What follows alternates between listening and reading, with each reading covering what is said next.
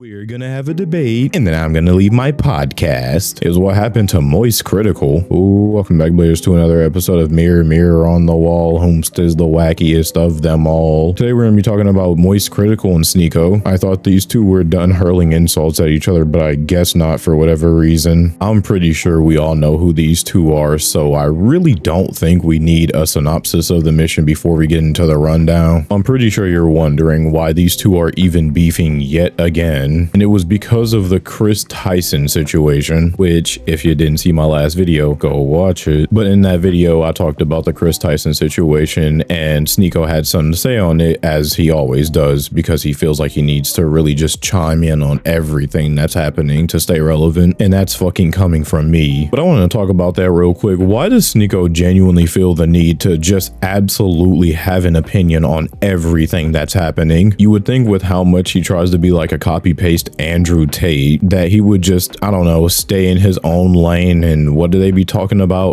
Getting his money up or something? I don't know. Buying Bugattis or something? Fuck if I know, dude. But to play devil's advocate, I am the same person that made a video on the situation. So, I mean, you know, how much better am I? To get back on track, like I was talking about, though Sneako had an opinion on this and he wanted to make it loud and proud as always. I don't even remember what his original like statement on the situation was, but I guarantee it was something stupid, and I can bet my bottom top and middle dollar that he tried to make it political when it fucking wasn't. What I do, however, know is that when he was making his statements, he pointed at MoistCritical and called him like a hypocrite and every type of other word he could think of in his tiny, small, walnut-sized brain. They ended up getting into a disagreement, so they hopped in a Discord call and they fought it out like men by debating really good. I'm fucking trolling. They were not debating really good. In my opinion, MoistCritical's point was pretty bad, and so was Sneako's. But that is just my opinion. I mean, you don't really have to agree with it. That's the best part of an opinion. I'm sure y'all bladers are wondering what the fuck they were even yapping about. Well, first, just wait. Damn, I'm trying to get to it. And two,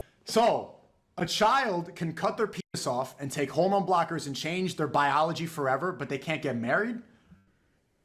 Oh, that's a decision that now extends beyond the family, because now you're bringing in a different party. So if you have someone that's your age coming in saying, I want to marry that child, I don't think that can happen under any circumstance. Sneako was trying to say that if a kid and his parents consent to getting married and the adult and her parents, or I guess in this situation, her, doesn't really fucking matter. Nevertheless, if both people and their parents consent, then they should be able to get married. And his whole point was that, well, they're all consenting, so it should be okay. Right? You guys want to hear my opinion? No? Too bad. In my humble opinion, I think you shouldn't be able to do anything life-changing before the age of either 18 or 21. I say or because for some reason the state I live in can't make up whether they want most shit to be 18 or 21. You're allowed to get drafted for the fucking war at 18, but so God help me, if you enter that liquor store, I will shoot on sight. Again, to get back on track, obviously like most people should, MoistCritical disagreed and told him that that's just not right, because you can't even really consent until your brain is developed, which is about 21, but I'm willing to slot a couple of years. So as always, MoistCritical took the dub on that. I'm not sure that's something that needed to be even debated in the first place, but I guess I'm glad that people know now. Anyways, there is a second part of the debate, and this is where MoistCritical got the fucking Sonic rings knocked out of him. If I'm 16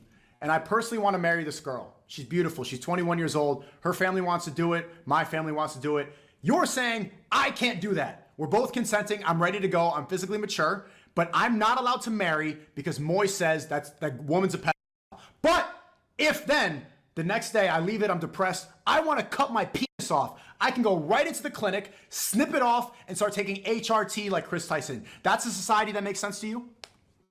It is. Sneako asked MoistCritical, well, if you don't think that people should be getting married if they're underage, no matter what consent they have, then is it okay for kids to try to transition, even with the consent of their parents? And I'm not sure if Charlie just had an actual like brain malfunction or if he got like hacked cyberpunk style or what, but he gave a pretty stupid fucking answer. And considering that there's only two fucking options, I guess you guys already know which one he picked. Again, I just want to spam defend this because I know how people on YouTube are. This is all just my opinion. You don't have to fucking agree. What am I talking about? They're still going to be in the comments anyways. But I think that the answer should just still be no. Like, no matter how much consent you have, I don't think you should let your child do that. But I'm no parentist ever or anything, so I don't know. Take that with a grain of salt, I guess. Before we go any further, I want to ask why these two were even debating in the first place. I think it's pretty well known by now that Sneako doesn't like to change his mind on anything unless he feels like he needs to. And on top of that, this topic is pretty much just like widely known. I'd like to think that you shouldn't be marrying a minor no matter how much consent you have. Like, I don't even think that that's something that we have to debate. So I don't know why Charlie even wasted his time with this shit in the first place. I know I sure as hell wouldn't. I think I'd actually have more fun getting spat on than talking to Sneako. At least then I don't have to talk to Sneako. After all this transpires and MoistCritical realizes the errors of his ways, he decides to talk about it on stream and like clarify things. I assumed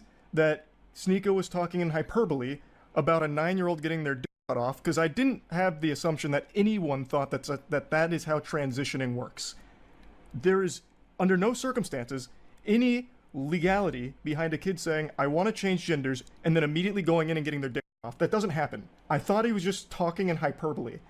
Obviously, no one says that's good. That's not at all what I was fucking saying.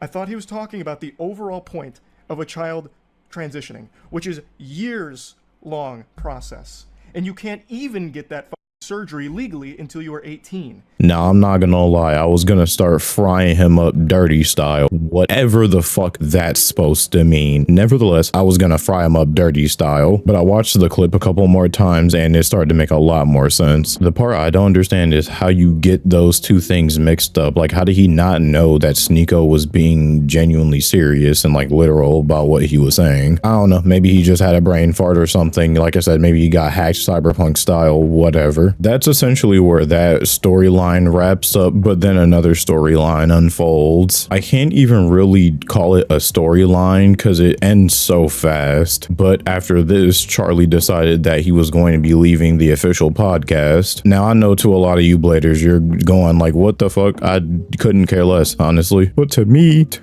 man, this was everything I had. I'm obviously trolling, but I did like to listen from time to time. I'm not saying that the podcast is absolutely terrible without Charlie, but I'm just saying that it was, you know, nice to listen to with Charlie. It's almost like when they kill off one of your favorite anime characters, it's like, damn, like the show ain't ruined, but fuck me. I kind of like that character. Apparently the reasoning was because he wanted to scale back his time spent on the internet, which is just a bit odd to me considering that he just started, not just, but like he's recently started another channel and he's uploading more content nowadays. But I mean, that is another part of the internet that you have to spend time on. I don't know, it's just weird. It's almost as weird as when Gideon gave up everything and deleted all his videos for God. Like, I don't know if all of that was really necessary to achieve your goal, my man, but I mean, yeah, you know, shit, fuck it, I'm not you. As of right now, I can't really find a statement from Charlie about this at all. Like, there's no tweet about it. He hasn't talked about it in any of his videos. I'm not a MoistCritical stan though, so I don't be checking out his streams, watching every fucking millisecond of it. So who knows, maybe there's just like a random clip floating around of that. As of right now though, on his Twitter and YouTube, there's nothing really said about him leaving the podcast. I mean, to be fair, there's not really much more information we need. We really have like a reason and that's pretty much all we need. But I don't know, like a statement from him or something would have been nice. If you're gonna leave something and like you make content for people and you know that people watch your shit, I would assume that you would just want to, I don't know, talk about it a little bit. Like, say I left like the fucking Discord that I have, y'all should join the Discord, but say I like deleted the Discord or left it or whatever, I would probably want to fucking inform you guys. Not inform, but like just give a statement about it or something. I don't know, maybe that's just me. To play devil's advocate one more time, he doesn't necessarily have to tell everybody everything that he's thinking at all times, and that's just really his business. So I mean, you know, when you think about it like that, fuck it, just